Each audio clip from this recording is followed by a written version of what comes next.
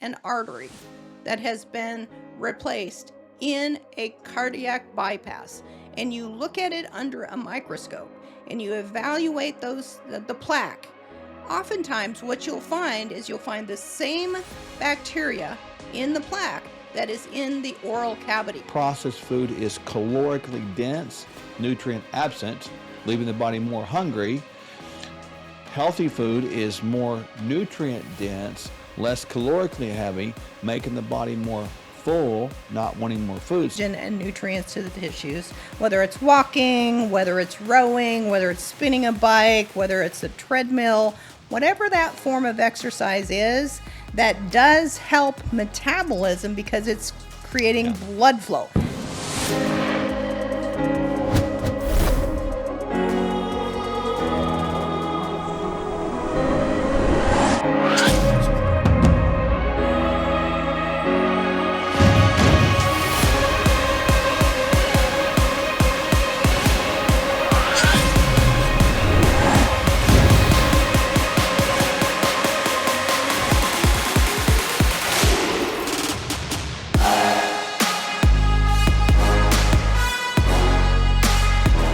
We get asked very often about this thing called oral health and how important is the health that is going on in your mouth?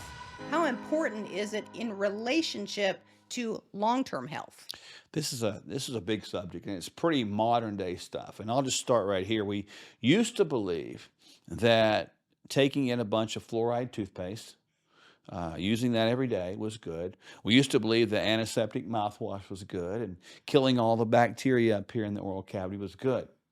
We did not connect the dots with plaque here becoming plaque here. So there's a whole science out there that's come up. It's called functional dentistry, which is pretty fascinating stuff. Well, it's very important to understand that the health of the mouth is related to the health of the vascular system and the Yes. heart. Now, when we get periodontal disease or there is gum erosion, that erosion is directly relatable to your vessel health.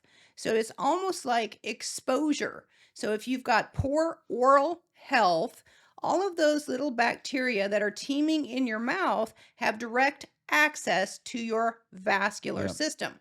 Now, it's often been said that if you take an artery that has been replaced in a cardiac bypass and you look at it under a microscope and you evaluate the plaque, oftentimes what you'll find is you'll find the same bacteria in the plaque that is in the oral cavity. Mm. So there's a direct relationship between the health of the gums, the health of the oral cavity, and the health of your heart and the vasculature to the rest of your body. So the mouth is really the open border, open exposure to the outside world. It's the one that, use the analogy like border security. You better get some border security up here because if you let a bunch of stuff in, it's eventually going to hurt you. We just haven't really understood fully the length of the connection between the oral health and the vascular health. I think one that we don't talk about enough is the nitric oxide connection, right? So if you you kill off the mouth bacteria through antiseptic mouthwash, you eat a bunch of fluoride toothpaste by brushing it with your teeth, and then you actually cut off the ability to synthesize nitric oxide. Well, that's important because nitric oxide is a control of the vasodilation of the vessel relaxation effect. And so what I just say, using antiseptic mouthwash regularly cuts off your ability to relax the vessels, increases high blood pressure. How many people today are suffering from hypertension because of that little bitty thing right there, just using what you thought was good? And then what you talked about is the periodontitis that builds up here, the periodontal disease. That's actually a plaque. And that bacteria gets into your system and it can go systemic and get in your vessels. Wow, what a connection. So when we're talking about getting the precursors that we need to make nitric oxide, where do those things come from? All right, so nitric oxide is an important gas. So think about this as like an essential gas for the body. We form it in two different ways. Number one, we can form it in our vessels typically, but as we age, well, unfortunately, we don't form it as well. But the second way is we get it converted from nitrates and nitrites from food, which are primarily plants that get the nitrates and nitrites from the ground. This is a big old problem right now because we don't eat enough plants, number one. And if we do, we destroy the bacteria up here. You have to have this certain bacteria to break down the nitrates, nitrites, to convert it in the gut to nitric oxide. And that bacteria gets stored up here unless we take antiseptic mouthwash. So again, now we're talking about doing something we thought was good, creating a pathology like hypertension. I mean, it's pretty obvious. We got to just rethink the way we do things. So we know that we have to get the right kind of food to get these nitrites and nitrates, which eventually give us the product of nitric oxide. Yes.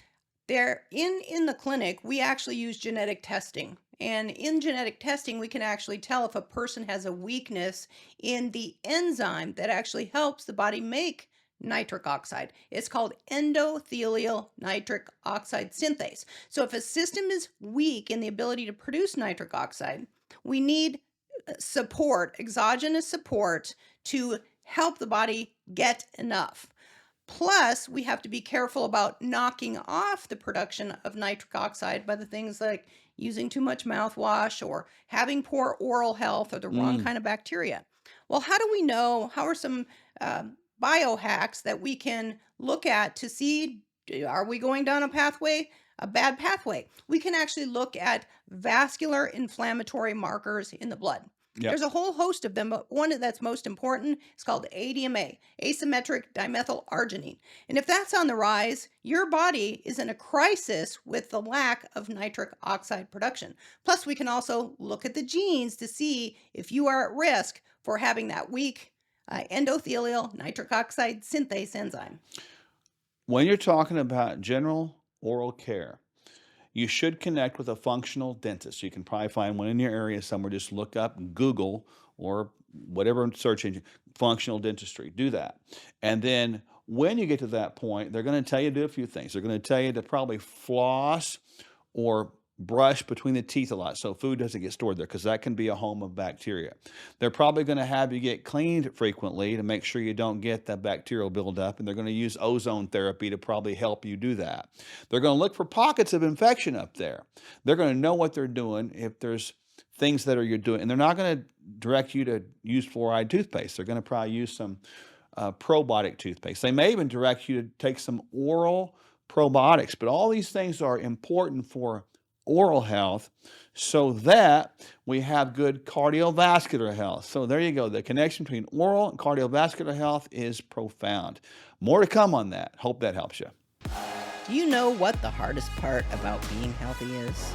It's actually not hard at all. We give you all the answers next. There's a lot of talk these days about human enhancement. Terms like biohacking, bioharmonizing, biosynergizing, stacking, resilience, and anti-fragility. In our clinic, the Functional Medical Institute, we've been helping people of all shapes, sizes, and backgrounds improve their quality of their physiology and maximize their lives. So, you can follow the latest fads and gimmicks and maybe find some things that work for you. Or you can add Kingdom Fuel to your daily regimen right now. It's the simple start to a transformed life.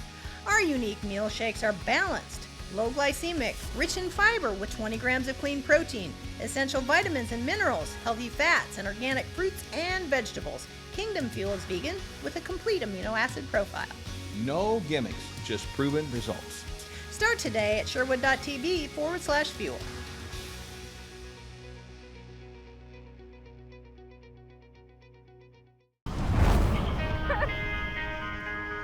I know you are God. I can't believe I trusted you. I'm Michelle. I'd love to work here. Do you have what it takes to be a champion? Yes, Master, I do.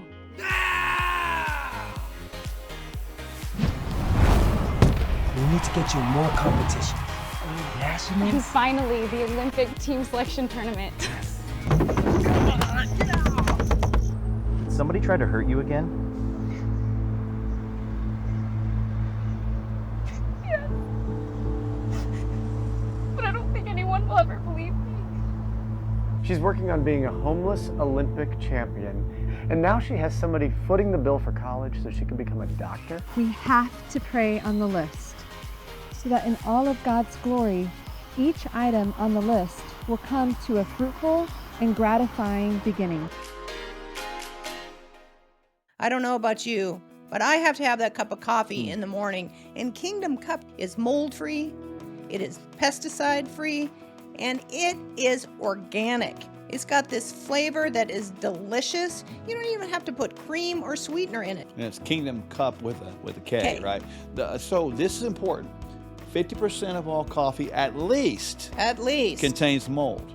And this is a key thing. That's in bean form, right? So you're going to be a little grinder. They're just a few bucks. Grind it up, put it in your maker, and make it. Why did we go with the bean form, the whole bean? Because ultimately the powder form is the one that gathers the most moisture.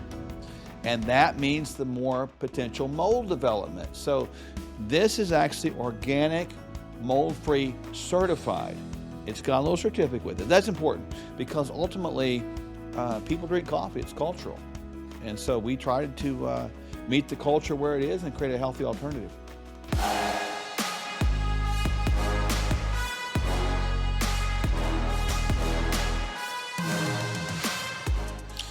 Being healthy sometimes is met with a lot of challenges.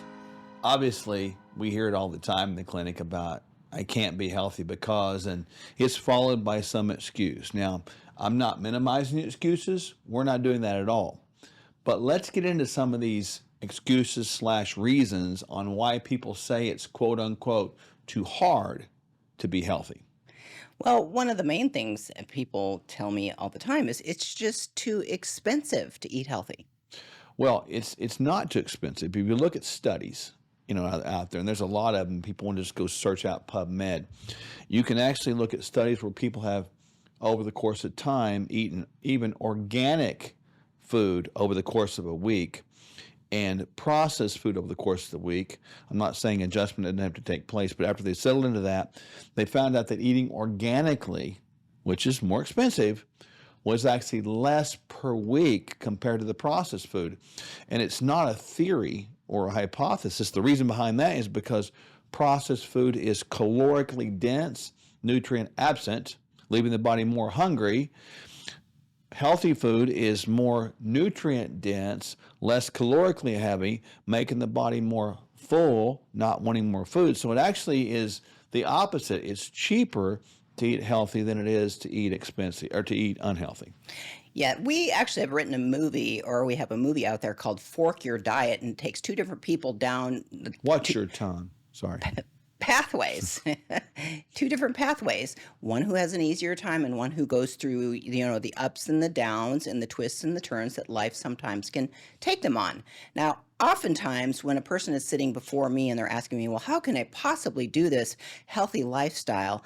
I talk to them about how investing in their health is like investing in the bank account. When you feed this temple the right things day in and day out, it's going to add up. It's going to be a health savings. And eventually, down the way, you're going to avoid all kinds of things like high blood pressure. You're going to avoid medications, cardiovascular disease. You're going to avoid things like metabolic syndrome, obesity, type 2 diabetes, which leads to eye disease, kidney disease, heart disease, and all kinds of medications. So if you start to think about preservation of this human temple, which we can't always see with one meal, 1 week, 1 month, it's a lifelong investment in your health account to see and reap the rewards. But we come up with all kinds of excuses like, oh, well, my family just doesn't want to participate. Well, not everybody's going to be a leader. That's the hardcore truth. Somebody's got to stop the generational madness because our world right now is going in the wrong direction. But you brought up a couple terms that are kind of financially related. I want to kind of throw a twist in it here. People understand it like this. Debt, financial debt, if you keep building it higher, that's a bad thing. But what if you had a big old pot of money over here that was built up to help you in case you had emergency? So you minimize debt and you sort of maximized assets. So it's really liability or debt versus equity, right? And so there's such a thing as wellness equity. It's called the same habits. You save that wellness equity up every day by eating well, sleeping well, de-stressing well, moving well, all the things that we're talking about.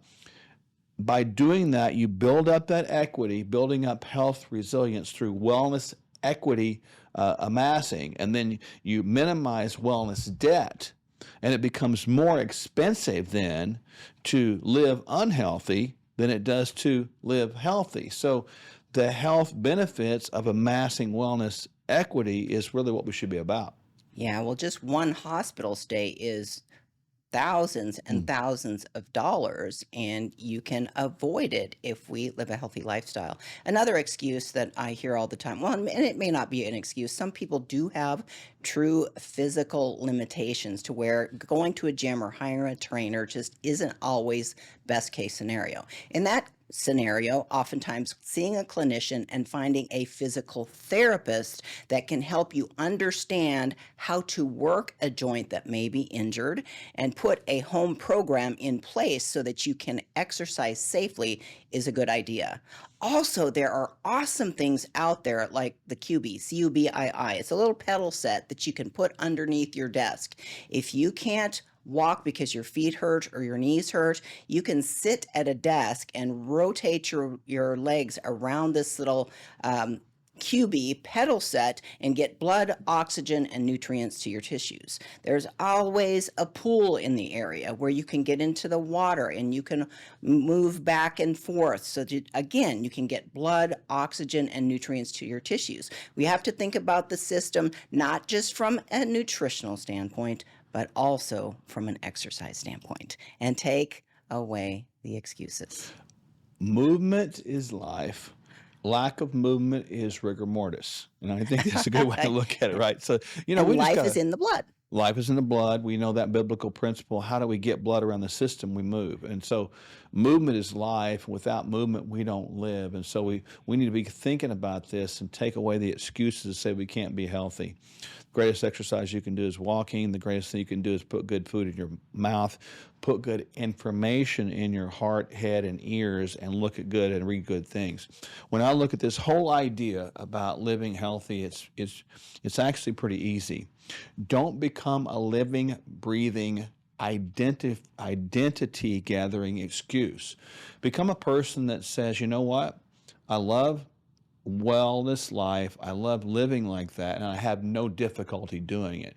It doesn't matter what someone else does. The greatest medical decision you make is out in your fork, but the greatest person you can affect is the person staring at you back in the mirror. If you need help with this, you reach out to us because we are lifestyle optimization and biological aging optimization experts, and we would love to help you. So here's to your best life. Take the T off can't. You can't. Stick around just ahead.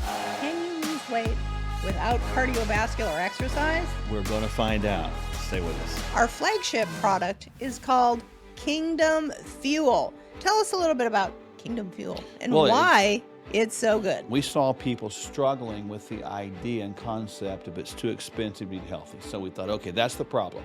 Let's find a solution. So we found a solution for $5 or under per meal, and that represented the birth of the idea of Kingdom Fuel. So Kingdom Fuel is organic pea protein. It's got greens and reds in it, so this is the phytonutrients from green plants and red plants that we all talk about. Eat your vegetables, right? It's also got vitamins and minerals in it, so it's got a complete complex of that. And it's got also soluble and insoluble fiber, which the difference between the two is profound. Soluble actually gathers moisture and makes you full, and the insoluble goes through the system and grabs things like damaged particles. The body runs on nutrients, it doesn't run on medication. And Kingdom Fuel is a complete multivitamin and mineral. I don't know about you, but I have to have that cup of coffee in the morning. And Kingdom Cup is mold-free, it is pesticide-free, and it is organic. It's got this flavor that is delicious. You don't even have to put cream or sweetener in it. And it's Kingdom Cup with a K, right? So this is important. 50% of all coffee, at least, contains mold. And this is a key thing, that's in bean form, right? So you're gonna be a little grinder, they're just a few bucks, grind it up, put it in your maker and make it. Why did we go with the bean form, the whole bean? Because ultimately the powder form is the one that gathers the most moisture. And that means the more potential mold development. So this is actually organic, mold-free certified. It's got a little certificate with it. That's important because ultimately people drink coffee, it's cultural. And so we tried to meet the culture where it is and create a healthy alternative.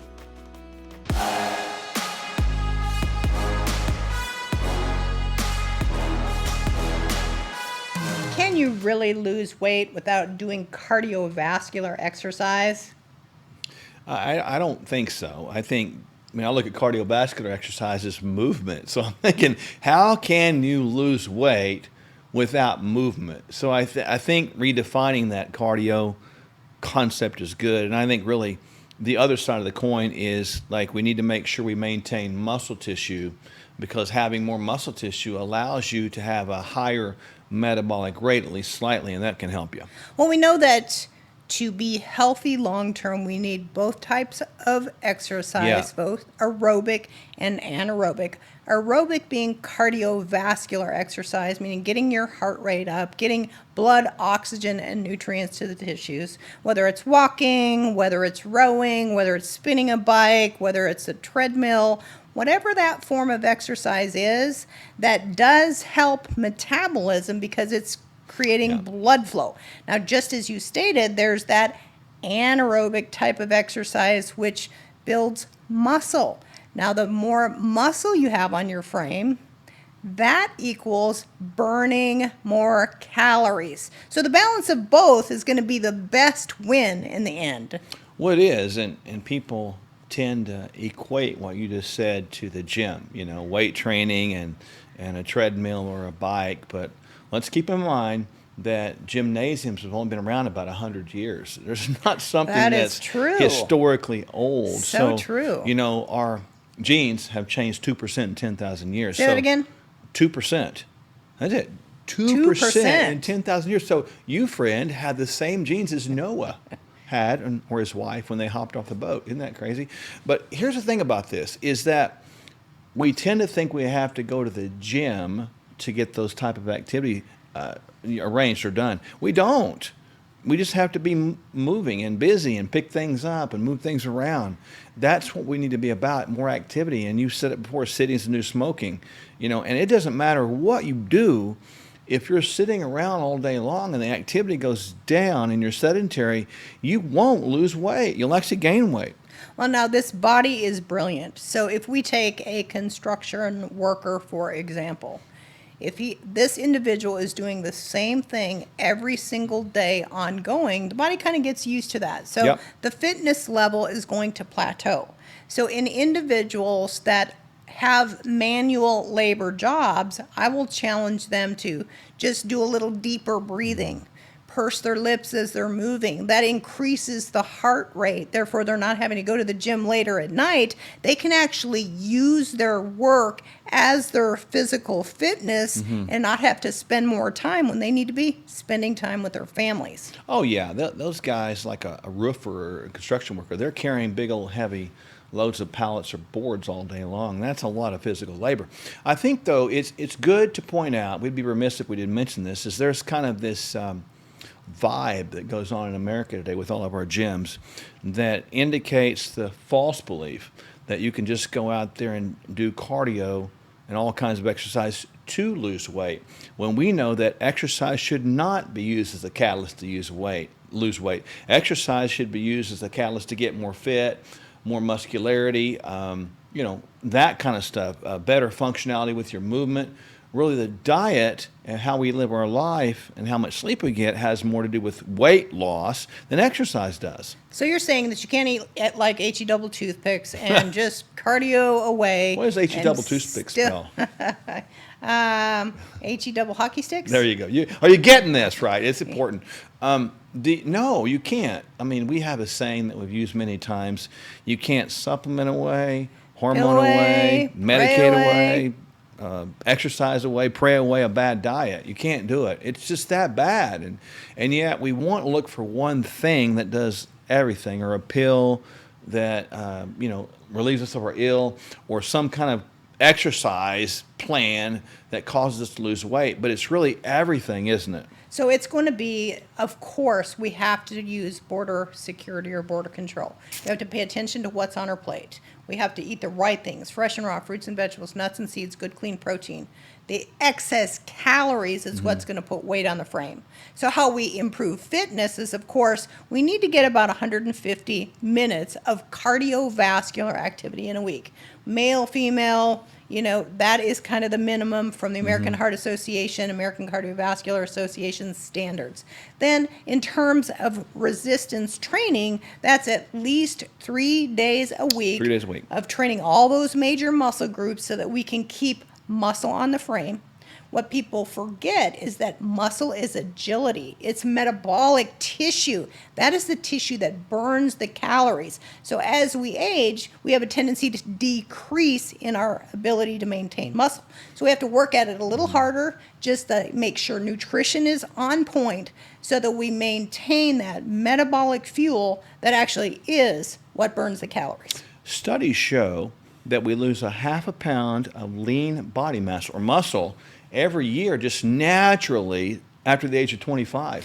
Yeah. Whoa. So somebody at 25 Yeah. might look the same as 80, but they have like half the muscle. That's right. And so what we have to do, if that's true, and I believe it is, we have to make up for that offset by building a half pound every year. And we can actually, in effect, do that. We can actually build above that to grow muscle tissue. When we lose a half a pound of lean body mass, that also correlates with a 0.5% of your metabolic rate. So now we see the relationship between maintenance of muscle tissue and the ability to maintain less fat tissue. And therein lies a big deal, because we don't want to be about weight. We've talked about that in previous shows, but we want to be about really exercising and moving more, sitting less, because really in today's world, the sedentary lifestyle is crushing us. Well, and I've always talked about, the loss of muscle is frailty, and frailty is a disease. With the loss of muscle as we age, that gets us more adult toys, walkers, wheelchairs, crutches, and canes. So we have to mindfully go into our advanced years being intentional about weight optimization, not weight loss, body composition optimization. Let's keep that yellow fat at a minimum and keep that muscle tissue at a maximum. Move more, sit less, which will equate to stressing less. This, my friends, is the moral of the story.